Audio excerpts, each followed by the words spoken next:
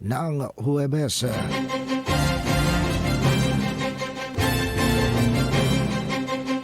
Unahin po natin ang balita sa kalagayan ng panahon.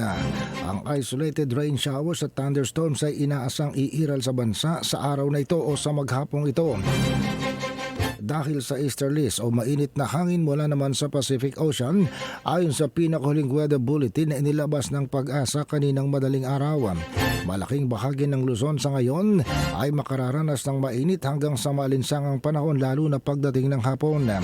Pero ilang bahagi ng Kabisayaan at ng Mindanao ang makararanas ng mahina o bahagyang mga pag-ulan, sanhi pa rin ng mga thunderstorms na inaasahan epekto ng easterlies.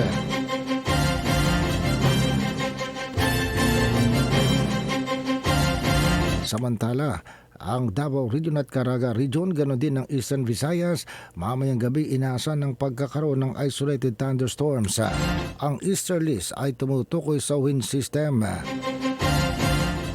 o hangin na nagmumula naman sa silangan at inaasang makakapekto sa ating bansa hanggang araw ng bukas o ng Biyernes. Sinabi ng Pag-asa, walang low pressure area, walang sama ng panahong namataan sa loob at labas ng Philippine Area of Responsibility. Samantala, kaugnay